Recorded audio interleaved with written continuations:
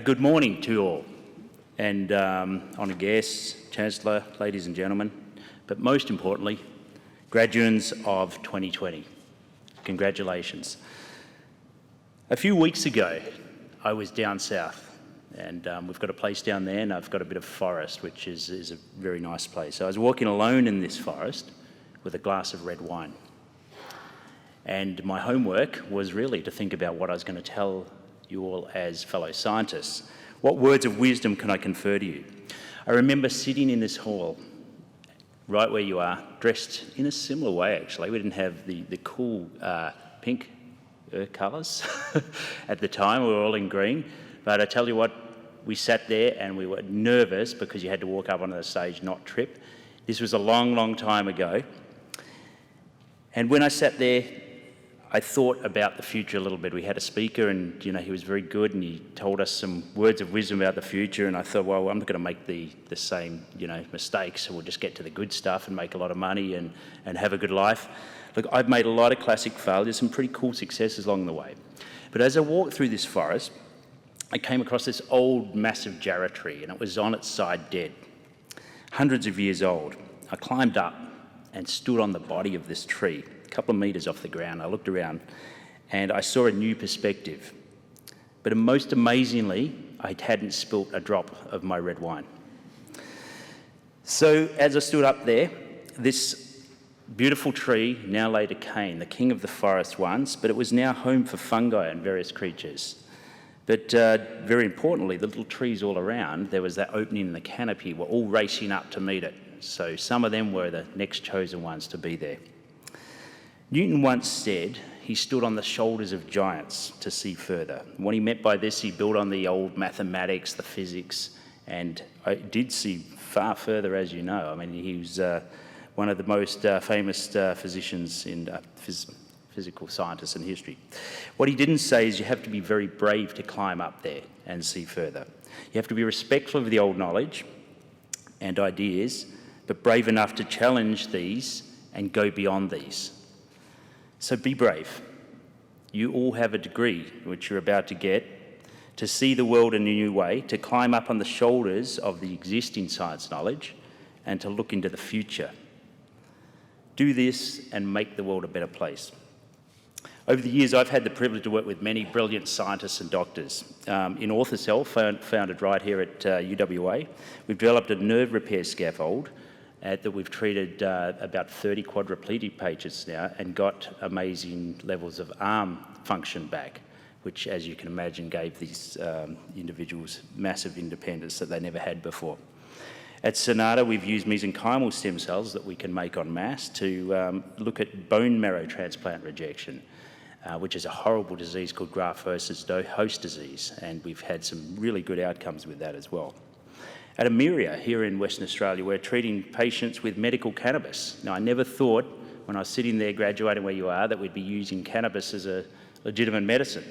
We went in, tried this, and it worked in pain, and we reduced pain in patients that have had this pain for decades sometimes, and most importantly, their opiate use has dropped as well. So what do I mean to be brave? Just because you have a science degree doesn't actually make you smarter than other people, particularly not your parents or siblings. However, it does give you the ability to look at the world in a scientific way, using critical and sceptical thinking, but always remember to balance this with an open mind. And this has been a danger in science and stopped the progression of science, even here in West Australia with Helicobacter pylori. The medical community didn't believe it and didn't want to believe it. You have to expose pseudoscience. It is actually your job. Now that you've got a science degree, you have to discuss Pete Evans and talk about what he's proposing or not.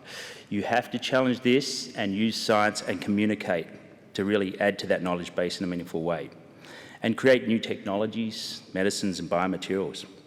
We need you now more than ever. Cancer and rare diseases still cripple and kill our friends, family and fellow human beings. So even if your research doesn't find cures for these, just slowing the progression of these diseases and, very importantly, bringing back quality of life is an amazing outcome. Our planet desperately needs you now as a scientist as well. Overpopulation and destruction of our natural environments has resulted in climate change and the loss of our wild places. Of course, we need to reduce carbon emissions, but we also need to use technology to develop new energies and rewild the world. Cool technology is coming, like green hydrogen. I didn't know what that was only a few months ago, but green hydrogen is where you're using renewable energies like solar and wind to electrolyse water, so you can't say that after a quarter of a decade, and create hydrogen and oxygen. Now, this hydrogen can be used as a fuel directly. It can be used to power fuel cells and create energy straight from that. And it could also be, very coolly, combined back with carbon dioxide to create liquid hydrocarbon fuels. A win-win. Another technology I saw recently, and someone told me about it, was feeding seaweed to cows to reduce methane emissions. Methane's a more powerful gas that adds to the global warming than carbon dioxide by hundreds of times. So that, I don't know who would have thought of doing that or how that came about, but it works. 70 or 80% reduction in methane by feeding cows seaweed. Scientists will eventually get old and move back into the forests as nature intended. Back to the wild. Most scientists are just nerdy hippies. Now own it. Make it work for you. It took me a long time to accept that, but I have now. The world is truly fascinating and incredible. I regularly go to the southwest forest to breathe, think, and reflect. Okay, maybe, and drink a little bit of wine as well. Reconnect and spend time in nature. This is very important. It gives you new perspectives. The Japanese have a term for this. They call it forest bathing, or Shinrin-yoku. Embrace the cities and excitement, but turn to the wild places on a regular basis to reset. Not just to adventure, but to sit, think, and dream. Live every day as if it is your first, not your last. Stay curious, and thanks for listening. Thank you.